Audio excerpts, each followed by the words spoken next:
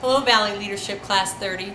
I'm humbled to be in the presence of others willing to understand their own leadership style, servant leadership, followers, and the constituents they serve.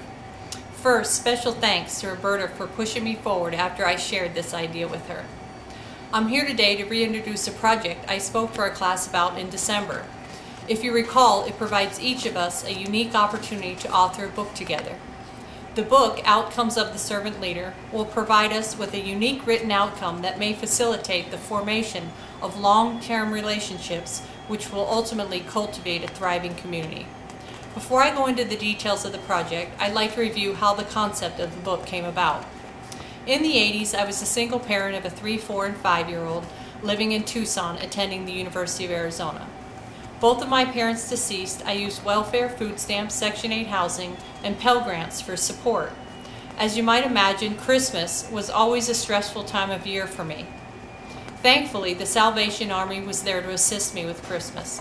However, one of the requirements was to pre-qualify for the program. This meant standing in a first-come, first-served line that wrapped around a warehouse in South Tucson.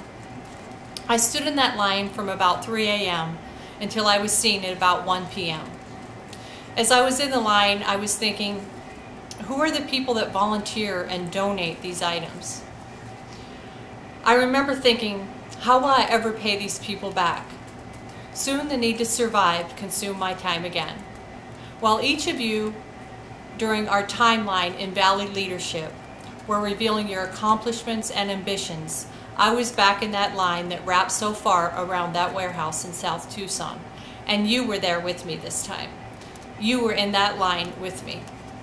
You were the people I wondered about when I was in that line.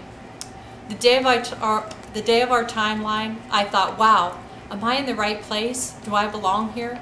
But eventually I realized this was my opportunity to give back, and that you all would teach me how to give back. You see, when you're a receiver for so long, you don't have the opportunity to practice giving back. I also realized there were others you currently serve who have a story to tell of their own. Born was Outcomes of the Servant Leader.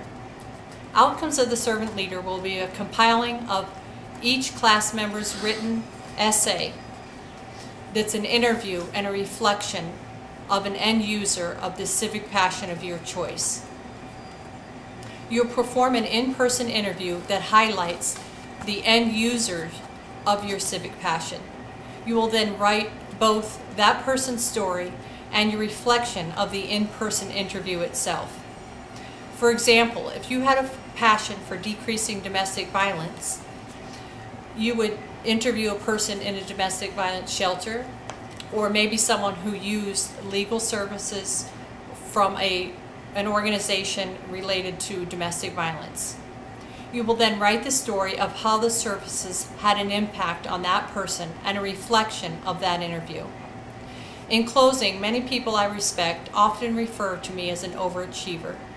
My original need to overachieve sparked from those times I stood in various welfare lines and my commitment to pay that debt back to society.